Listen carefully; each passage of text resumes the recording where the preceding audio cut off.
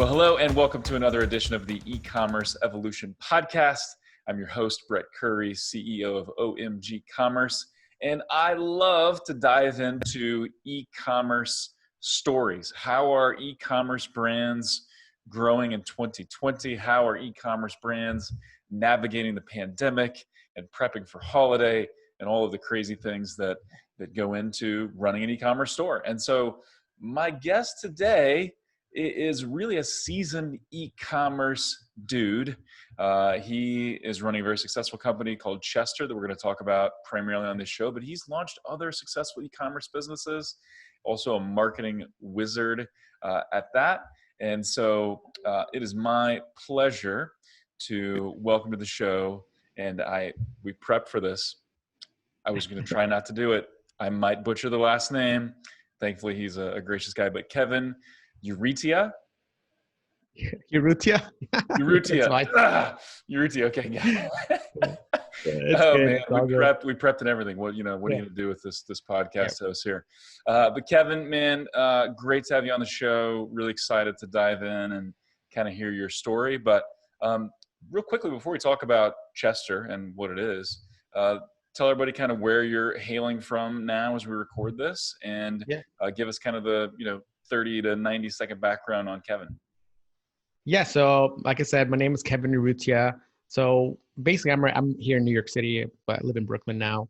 And my background is computer science. So growing up, I went to college in upstate New York in Binghamton. And then after graduation, I moved out to San Francisco. I wanted to work in tech. I always wanted to do a startup. That was always like my dream, or sort of what I read at that time. And for me, going to San Francisco was like the dream. So after college, I did it. I tell people, like, I moved to California without ever being there. I went there like once for an interview for like 2 hours, and I flew back the next day. And that was my whole California experience, but I knew I wanted to do it.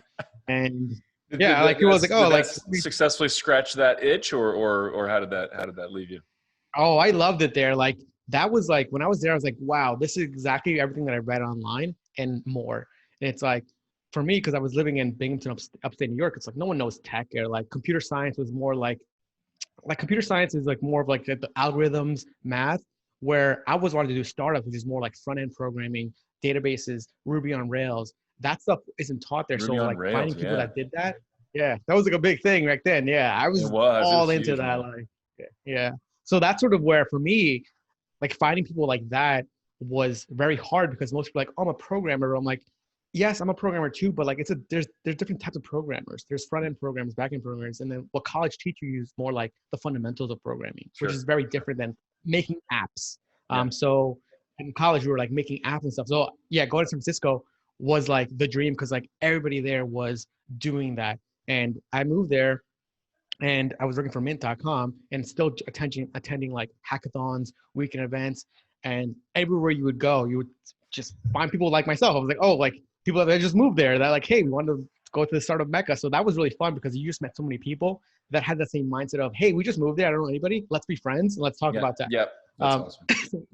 That was awesome. So like, I was like, I just met so many people, and even now looking back, like I was talking to somebody yesterday, and that was a referral from my boss. He's like, oh, Kevin does marketing now. And he's like, oh, I used to work in product marketing in San Francisco. Like, we're getting a drink next week to just talk about how San Francisco is versus New York. So it's like, all this stuff is crazy, but it's a small world. I mean, it's a huge, huge city, obviously, and tech is a big space, but it's also small at the same time. And the same with e-commerce as well. Like, e-commerce is kind of a small community in a small world, and so to speak. So did that experience then directly lead to e-commerce, or did e-commerce kind of come later?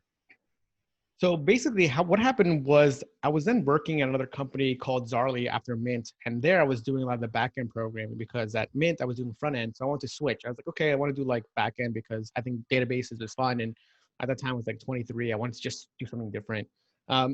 So while I was working at Zarly.com, I was noticing that I was there for about 2 years, and I kind of wanted to go back home to New York City. And at the time I was noticing what some of the companies were on the platform that were making money. And it was like home cleaning companies. When I say home cleaning companies, I mean like more like individual maids or cleaners. So then I was like, oh, like, wow, like I'm looking at some of the stuff there, and I was like, I'm seeing the issues as in like an individual cleaner just can't possibly take on more customers, because you're just strapped by time, like anybody, right? Time is the most valuable resource. So when I was coming, so eventually I was like, hey guys, I really want to move back to New York. I was working remotely for like a month or two, and I told him, hey, like I really just want to do my own thing. And then I thought about the cleaning stuff, and I was like, oh, like what if I just make like a cleaning company? And at this time, I was like kind of thinking about like traffic and SEO. And I was like, okay, like let me look up how much like cleaning services NYC gets. And I was like, oh, this gets like 2,000 searches a month. I was like, and I went to like, at that time I was like learning SEO because like previous before that I was like trying to do different startups, and I was trying to figure out like, how do I get Which will traffic, come in later right? because So you're doing a lot of cool SEO yeah, stuff for Chester yeah, that I want to dive into. So, okay, cool. We'll put a pin in that. yeah. Yeah, so like I was like learning SEO, and I was like looking at like all these tools, and I was like, oh, like I know that this business makes money because a few things that like back at the time I didn't really think about it, but now I'm like, oh, that's actually a really good decision. Like most things you just don't really realize it. Cleaning is a very recurring type of business where someone gets cleaning once, and Sure. then if you do a great job, you get it again and again. Like people, especially here in New York High City, lifetime where customer value, lots of repeat yeah, purchases if you take care of business. Yeah, exactly. exactly. And for me at that time, I didn't really think about it that much. But then like when we're looking at some of the data now, we're just like, whoa, like we have a lot of returning customers been with us for 2-3 years. Like just because that loyalty is so great. And obviously with e-commerce, that's kind of what you're looking to do too. But Yep. anyways, that's sort of how I started my first business that kind of like took off. And obviously before this I had like 20, 30 different things that like I've done that have just like failed and that's like never seen the light of day. And even between now to like Chester, I was talking to my brother. We started like, we saw BarkBox and we started Yeah. like, oh, we should make one too. Right. And then we basically, so we made something called Dog Subscription Box. And then like, we basically were trying to figure out how BarkBox is trying to getting all the products. And we talked to a lot of local suppliers here in Brooklyn and in New York. And we got their box, we got like designed, we got the website up. And then we're just like, we invested like 5-10K into the startup. And then we're just like, wow, the margins are really, really tough. Like, I think it needs to be like a massive scale to be a business. So we did that. And that's like, obviously we learned a ton, but that's sort of like kind of how I was like doing stuff for me. It's like, I look at companies out there like BarkBox. It's like, oh, like, what are they doing? Like, I can do something like that too. It's like pretty much like, I saw that for Chester too. Yeah. Yeah. I love that. And I think yeah. that spirit lives inside of most successful e-commerce Mm-hmm. entrepreneurs or just entrepreneurs in general, where they see something and they think I could either do that better or differently or something, Yeah. and not afraid to start something and fail, right? So you started something, you put $5,000 or $10,000 into that startup. It did not really gain traction or pay off for you directly, but you learned a lot and you're able to roll those learnings into the next venture. I think that's a common trait of a good entrepreneur as well. Not paralyzed by this fear of making a mistake, but saying, hey, we're going to go in on this Yeah. with at least some kind of investment. We're going to learn. It's either going to work, or if it doesn't, we're going to pivot. And so that's awesome. So let's talk about Chester. And I think there's lots of interesting things about this because Yeah. it is a travel-based company, which, wow, what a time to be in the travel business. But tell us, what Yeah. is Chester and what was the motivation or inspiration behind starting the company? So Chester is a travel company and we sell mostly luggages. So our first product was the carry-on, the one that you can take on with you in a plane and you don't have to pay a checked fee. So that was our first product that we did. And we were doing that product for a good 2 years, just selling that one size. And then And why we did you eventually, launch with just the carry-on? And I'm a pre-pandemic, I was a fairly frequent traveler, 12 or so times a year. Love the carry-on, live on the carry-on, do not check bags. So I'm assuming you're probably targeting people like me as a target market. But yeah. why the carry-on? Why'd you start with that? So two things. One is similar to people like you, where carry-on was a big one that people wanted, and people felt so much affinity to like their carry-on, where like you bring it with you everywhere. It's with you all the time because you're doing these quick 2-3 day trips. And the second biggest reason why was that to get the molds for the other sizes was just too much money. We couldn't afford it. So we're just like strategic with the audience, yeah. strategic with manufacturing. Love it. Yeah. Great. So that's really the big reason why I was like, yeah. Yeah, very good. So, what was the motivation behind doing it in the first place? So the reason behind Chester was similar to like, we had experience with the Amazon FBA before. We were selling like outdoor gear online, and we just saw that space was just getting so crowded because for that product, I mean, there's so many like FBA businesses out there where you can go to like Alibaba, AliExpress and say, hey guys, I have this widget. Can you make it for me? Right. And then they're like, okay, great. Like, what label do you want on it? Very simple to get the product made, which is great for new businesses, new entrepreneurs. And that's how we started our first outdoor company after Made Sailors, where we were doing that. We just like went to the factories, and I've been to China like 3 times already to like the Canton Fair to meet suppliers, because no matter what business or product you're doing, you can meet them and you get better prices, and you can find different factories. So I always tell people that's always a great thing to do, but the barrier to entry was so easy. Like you just like send them an image and they can make it. So we did that for a year. The company's still running. We're like on the Wirecutter, New York Times. So then we wanted to do another e-commerce company. And then we just like saw those learnings from before. We're like, what's a product that's hard to make, that just someone can't just go in and say like, hey, I want to make this. And for us, like we say, hey, look, we have some capital. Let's find a product that's big. And also we don't see too much competition on Amazon yet. And that's where we came with Chester, where we saw luggages really being popular as like a D2C sort of thing, right? People were selling it on direct to consumer, but no one was really selling on Amazon. And we knew from experience that like Amazon, like 50% of sales in the USA. So all these like premium luggages were selling direct to consumers, but hey, you're missing a market of Amazon where people are actually looking for this product. Yeah, that's fantastic. So it was a combination of, yeah. No, go ahead. So for us, it was a combination of both, of previous experience of knowing like, hey, we don't want to be copied so easily. But at the same time, we saw a gap with like all these new startups saying like, hey, we're too good for Amazon. Yeah, yeah. And so did you launch on Amazon to begin with, or did you launch on your own site and then pivot to Amazon? So we just launched on both platforms. So we were going to be using, we had our website, we did WooCommerce. If you go to Chester Travels right now, it's a brand new website. But if you look at the website, maybe for the past 2 years, we were using like a stock theme, like a stock e-commerce theme. And if you go to like the web archives, you can look at it. And like now it looks so clean. Like, oh my God, the website's so good. But like for the past 2 years, we're just like on a stock theme selling stuff online. Because like, I mean, you probably know, Brett, it's like aesthetics are great and branding is great, but it's really about like, does your product solve an issue? People are still buying with an ugly site. Absolutely. Is the product... Yeah, I love beautiful sites that are simple and easy to navigate and that they communicate the brand message. I mean, that is ideal, but ultimately the product needs to be the hero. The product needs to be solving a problem. It needs to be filling a gap or a need. And if you do that, then a simple or even an ugly site can work. And also you just mentioned a tool that I think probably there's a lot of people listen to the podcast that don't use web archives, right? Or it used to be called the Wayback Machine. But most SEO people know web archives because we're always looking at it. But it's a way to kind of look at the history of a site. It's fun to look at big national sites too, like Amazon, and see how it's progressed over the years. But anyway. All these tools, like for me, I'm just like, and the reason why I say this is because I obviously come from a marketing background too, where you look at a pretty site, people think of Chester and be like, oh my God, you guys are doing this for so long. But I'm like, no, this was just like 3-4 months ago. Like for the past 2 years, we had the ugly site, but that thing was still selling. But people think that this new pretty site is why we're selling. I'm like, no, like that's not the reason why. It's like just a product. Yeah, and I think that kind of underscores a point that hey, if you're just launching a brand new concept, new product, there's something to be said about an MVP, a minimum viable product. Like, how do we communicate the message clearly and effectively? We don't have to be perfect, but how do we just get it out there? Which is what you guys did. So that's fantastic. Well, then like going with Chester, it's like with this factory that we found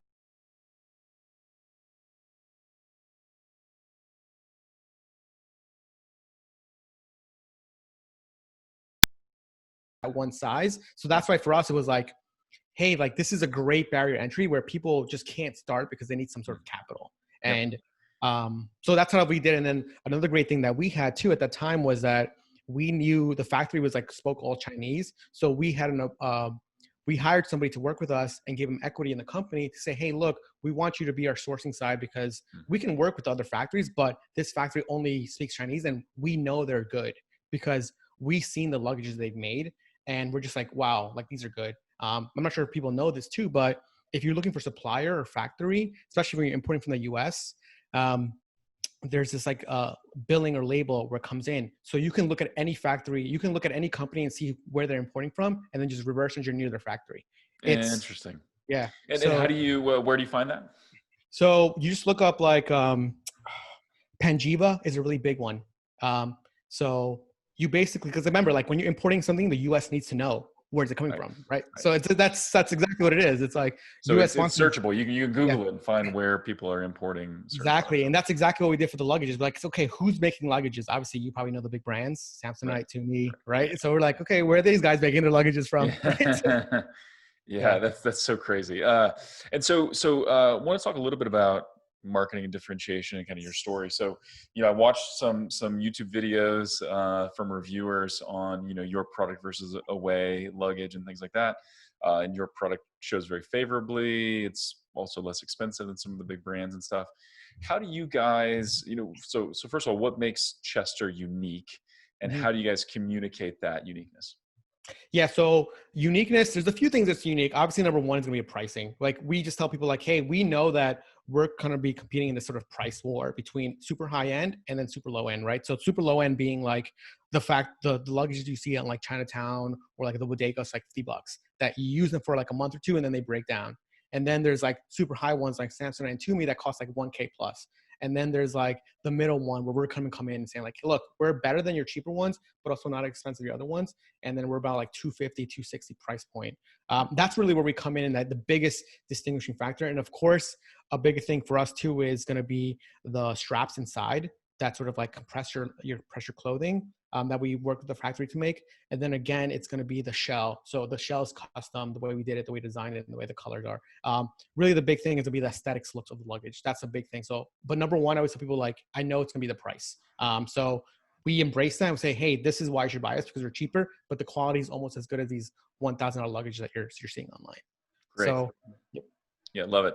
So, we were talking offline as we were prepping that travel is down. Travel is down. I know some airports, like got some friends in San Diego. I know the San Diego airport is like at 60% capacity right now. Other areas are less, so it seems like even now that the lockdowns have lifted in some parts of the country, in some parts of the world, travel's still down like 40% to 80%, kind of depending on where you are. So how are you navigating this? Like, what are you focusing on? What are you doing to drive sales now? Or are you focused on list building? Just talk through how you're handling the pandemic. Yeah. So right now, kind of how we're handling, basically once sort of COVID really hit, like our sales, like I tell people all the time, like they like almost dropped, like on Amazon, on Facebook, and also just like through our e-commerce website. Well, it's the last thing you're thinking about, right? As a consumer, you're wondering what's going to happen next. You're not buying luggage because you're not traveling anytime. You're not traveling at all. Soon. Yeah. Yeah. So like we basically knew that was coming. Of course, that sucked because we just have so much inventory that do. But like, there's nothing. And you guys were gaining some momentum and like beautiful things happening. Yeah, we got a ton of reviews on Amazon. Stuff is like we're like, oh wow, this is going to be like a really good year for us. And then that happened. So basically, at that time, still, like I mentioned earlier, is like I was still like we still did SEO. So right now, we were still doing SEO back then, but now really what we're doing right now is just really doubling down on SEO. And that for us means obviously more content that we're using to rank for, but at the same time is obviously the other part of SEO, which is the link building. So doing guest posts, doing outreach. We're trying to, on average right now, we're trying to do between 20 to 30 new guest posts a month to get like 20, 30 links. And that's sort of like what we're focused, because we know that SEO is a long term. So like, hey, if there's nothing we can do right now, might as well use everything we have, which is just time to rank. And that's kind of what we're doing. Yeah. That's fantastic. I've talked to so many people, so many smart e-commerce entrepreneurs that, especially during the thick of the lockdown, there's some categories of e-commerce really saw a huge uptick in sales, increased demand because people couldn't shop in stores. Other sectors like high-end apparel or accessories or things like that really saw a dip. Obviously, we have a few clients in the travel space. That's potentially one of the hardest hit of all.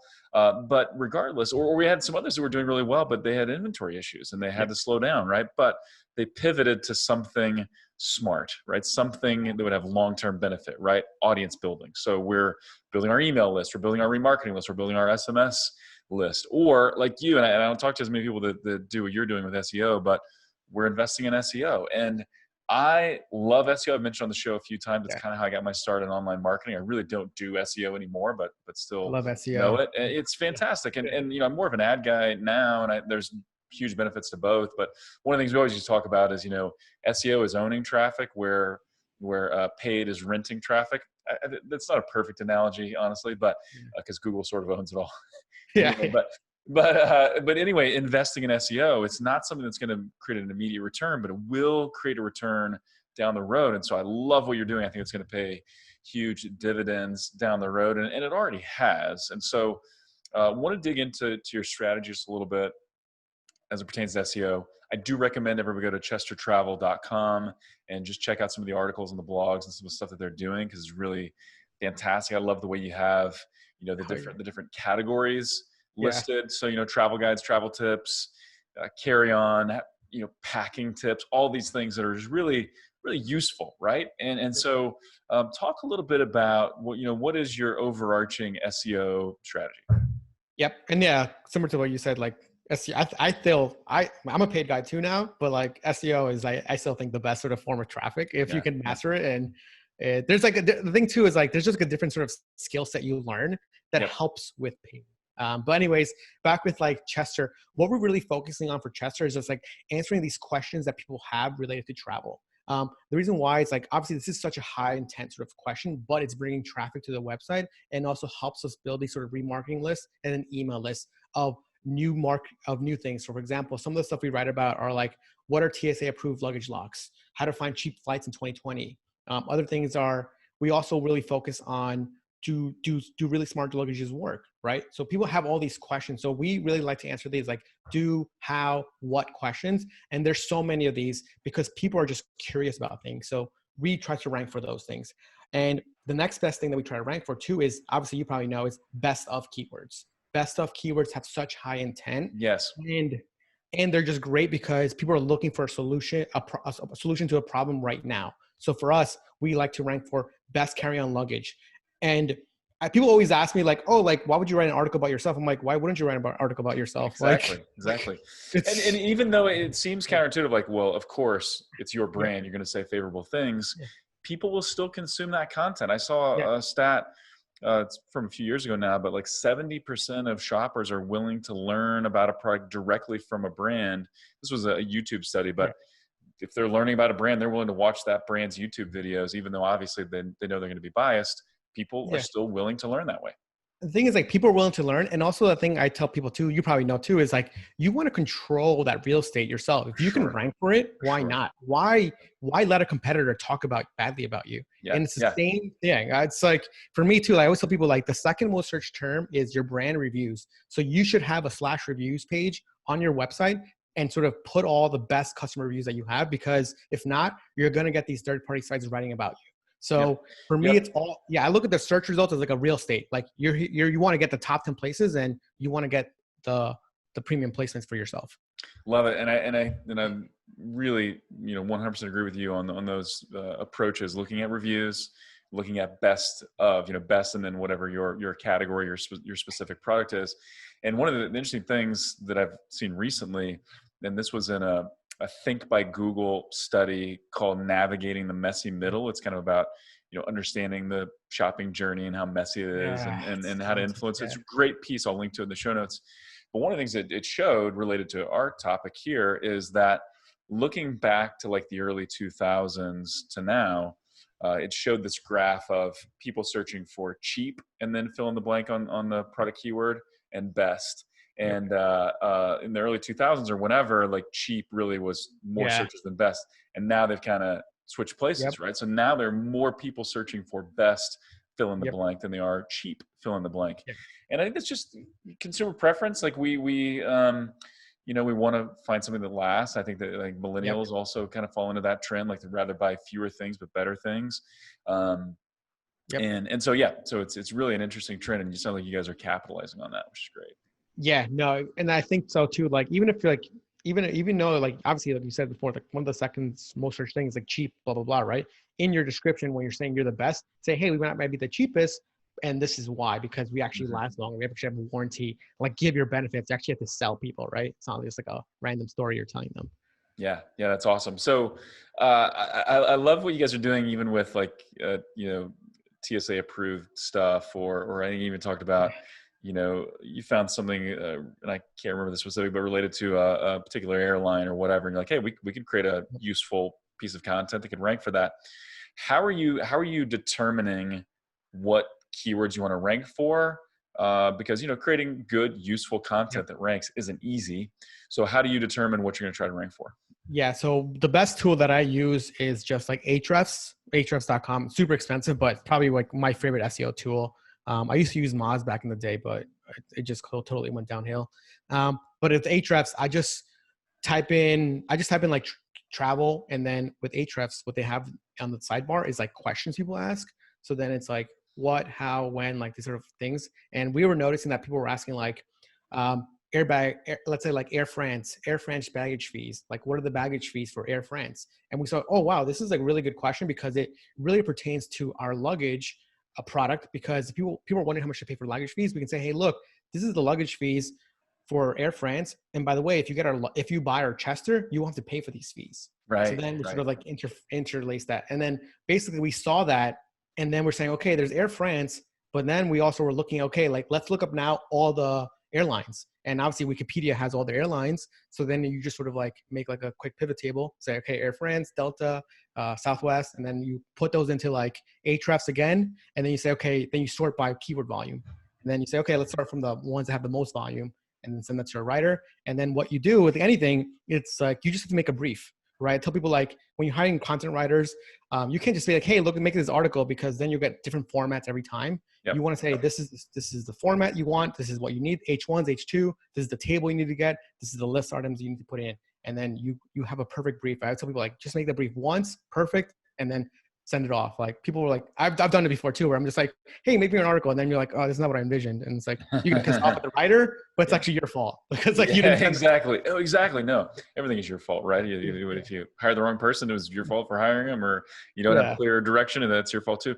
But so, first step is identifying keywords. So what questions are people asking that they want answered? So identifying those. The next piece is creating content, right? And back in the early days when I was first learning SEO, you could do some kind of questionable things potentially. Like content was not necessarily good. Content was not necessarily king. It was just like amounts of content and backlinks and all kinds of crazy stuff. Now you got to create good stuff. You got to create useful content, or else it's just not going to get any traction. So you're creating good stuff, and part of that, that starts with a product brief. But then what do you do from there, right? Because getting something to rank and getting some eyeballs for hey, what is a TSA approved lock? How do you then transfer that into sales of your luggage? Yeah, so getting that to rank is important, because I think with anything ranking, I tell people like, your homepage, I think for just ranking in general for SEO, your homepage probably has a ton of links, because it's like a natural place for people to link to. So make sure that you're at least, if you have like a list of articles you want to rank for, make sure that they're linked to from the homepage, because it's going to pass more link juice. But at the same time, making sure you're interlinking correctly and using sort of the keywords you want to rank for. So it's like you're looking for best luggage, make sure you're interlinking there. But then how we sort of get customers from the articles is we have our Facebook pixel on the pages. So we use that for remarketing, to sort of show people the product that we have. And then another thing too is that we also have a pop-up that comes up where we collect email for like 10% off your first sale. So those are the two ways that we do it. And then another way too that we do it sometimes is we sometimes enable like the online chat, or something we use talk.to. And I tell people all the time, like with any e-commerce brands, like having an online chat is so great, because you can see the issues or problems people are having right now. And then it's a great sort of selling tool. So that's sort of so few ways that we do it. But that's great. Yeah, because I think one of the things that prevents people from investing in SEO, investing the time and energy and money, is they don't see the direct connection between SEO ranking and increased sales. And it is a longer game, just like getting your content to rank is a longer game. Getting sales from your organic content is also a longer game, but I think you nailed it. It's remarketing, right? So install that Facebook pixel. I'll also say your Google pixel as well. Yeah, right. Yeah, you remarket to people on Google search and YouTube and GDN and stuff. Have those pop-ups to capture someone that's interested, and then chat as well. That's fantastic. What was the tool you just mentioned? Talk.something? Talk.to. I like it. The reason why I like this chat is because I think I have multiple businesses. So then like you can have like one customer service rep on like many businesses from one platform, versus like other ones where you have to have like different logins. So then, one platform I'm like Jennifer, other one I'm Amy, but it's just Kevin answering them. That's awesome. Fantastic. So let's pivot a little bit. And, at the time of this recording, it's early August, but, everybody's thinking about holiday and holiday prep. And I'm actually working on a webinar right now that we're doing with our Google reps on holiday prep, and a big blog post that I'm writing on, 5 ways to dominate the Cyber 5. So stay tuned for those things. But, we obviously don't know what's going to happen this holiday season, right? We can't predict what's going to happen with the virus, like a week from now, let alone a few months from now at the time of this recording. I think what is clear is that there will be increased shopping online, right? That's already happened. Like the lockdowns force people online, and while stores are opening up, most online purchasing that shifted, or most purchases that shifted online, I think a lot of them are going to stay there. How are you guys thinking about the holidays? What are you doing to prep? And do you have any holiday predictions? Yeah. So for what we're doing right now is we're going to be very conservative, just because we don't have that many sales, and we don't want to run in this risk of just having too much inventory. So what we're doing right now is just kind of looking at like the rolling, 180 days of what sold the best, and then getting enough inventory for that, because we still have a lot of inventory in our warehouse. It just kind of sucks. So the plan for that right now is to just get enough for the holidays, where like if we sell out, it's better because we're bootstrapped. So we don't really care. I mean, obviously it sucks if you sell out, but we just don't see it, at least for me, I don't see it getting any better. So, but obviously, people are still going to buy gifts and products for their friends or family. So that's what we're doing there. And then another you may find that there's and I think that approach makes total sense. I'm wondering if by like December, people are going to be saying, okay, we're still not traveling now, but sometime in 2021, we're going to travel. And, my husband, spouse, whoever, friend really wants some cool luggage, and this is the luggage for them. I hope so I think that's going to help, but it still won't be normal. Yeah. I mean, I hope that's it. Yeah. Because then so for us too, we're going to be also making like gift guide landing pages where it's like, get this for her, get this for him. But those have always worked well. So that's another thing that we're working on too. So we're using them like on Bounce. So those work well. And then another thing too that we're doing is we do a lot of influencer marketing too during just in general. So we're going to kickstart that up again. And and how we do it, I think I told you, Brett, how we do it is that obviously when people buy your product, sometimes they just don't like it, so they return it.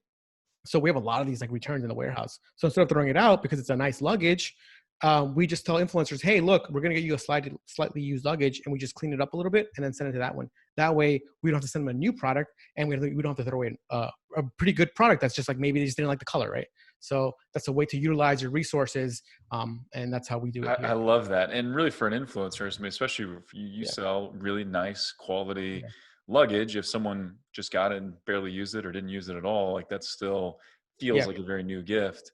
And so can you give just a couple, we'll kind of make this our last topic, a couple of tips or suggestions for influencer marketing? And I love that approach. Use your returns as gifts for influencers. What are the tips you have for influencer marketing? Other tips for that too is like, because our luggage is like starts at 200, it already feels like an expensive product. So a lot of these influencers just don't need money, where like if you have a cheaper product that's like $20-$30, they're just like the product's worth nothing. So then they want more money. So for us, our leverage is that it costs money. So then we say, hey, look, our product's $200 already. Like, you're going to get this $200 product for free. I don't think we need to pay you. And that sort of like works with them. So we got like Kate Bach to get a luggage from us. And really, people always ask us like, oh, what's your strategy? I tell people like, it's just like outreach. You just the numbers game. Like you just like, there's no, it's like, we literally say, hey, like, do you want, let's go, like literally a message is like a sentence, like, hey, let's get you traveling with Chester. And then that's it. And say, okay, great. I love the luggage. But the thing too here is you have to have a really good Instagram account, at least your account that the influencers see, because they don't want to be promoting stuff that looks bad. So for us, we curate. So that reflects poorly on them, right? They've got great Instagram game. They're not going to link to a company that's just getting started. Yeah. And exactly. Like for us, like on our Instagram, if you look at it right now, it's just called Chester Travels, but we post like the influencers content. We post really good travel, people traveling with their luggages. Like I said before, they want to look good too. So having a great Instagram account makes your outreach better. And it's one of those things where it's like, you can't measure it, but you think it helps. And I think it does, because it's like when you look at it, it looks like, oh wow, this is a really cool brand. It's a premium brand. And you've seen Instagram accounts yourself and you're like, oh, this looks bad. Like, right. yeah. So, Yeah. Influencers are going to be hypersensitive to that. They want to yeah. promote something that looks cool. And I really love what you said there. I think just like we kind of talked about this in the beginning where, you're launching a new venture, a new product. Certainly you want to be strategic about it. You want to think about it, but sometimes just doing it, like just going for it, you're going to learn. And I think the same can be said about influencer marketing. I think there's a lot of people listening to this podcast are saying, well, I've got to get all my ducks in a row and I've got to have this plan and that plan and all these things together for influencer marketing. And sometimes it's just like, well, why don't you just ask? Why don't you just reach out to somebody, one-liner ask, but make it cool and interesting and give them a product and just do it. And sometimes that's all you got to do, right? Like 90%, what was the Woody Allen quote? The 90% of success is just showing up, right? That really is, yeah. That's exact. I believe that. I'm like everything. People always ask me like, how'd you do it? I'm like, I didn't know nothing about luggages. I researched it and just like, let me go figure it out. Like, I have no clue what these wheels are, what the sizes of it. Like, we have to learn all this mechanics of like, what's international travel luggage, what's domestic travel. It's like, if you think about it, sometimes you just get overwhelmed and then it's like analysis paralysis. Okay, let's just do it. Do the next thing. Just got to do the next thing. Yeah. I think a lot of people think, hey, I can't start a luggage company because I'm not, a 30-year veteran of the luggage industry, or my family wasn't in the luggage making business or whatever, and that none of that is true, right? None of that is true. Nothing. So. No, it's I've literally didn't even travel that much until I started doing Chester. That's awesome. That's awesome. Cool, man. Well, this has been a ton of fun and super enlightening. And so share with us, how can people connect with you? Because you're a marketing dude too. You got an agency, got the business going. So one, how can people learn more about Chester? And I do recommend you go there, look at some of their content, get on their list, like follow this company because they're doing a lot of things well. So talk about that first, and then how can people connect with you and the agency as well? Yeah, so that's chestertravels.com, or you just like Google Chester Luggages. You'll find us on YouTube and obviously Google. If you want to connect with me, just go to you can email me, just kevin@voymedia.com, or just voymedia.com. That's like my agency. We do Facebook ads. VOY media.com. So kevin@voymedia.com. Awesome. Perfect. Kevin, bring in the A game, man. That was a lot of fun. Really appreciate you taking the time, and thanks for coming on. Thank you. I had fun.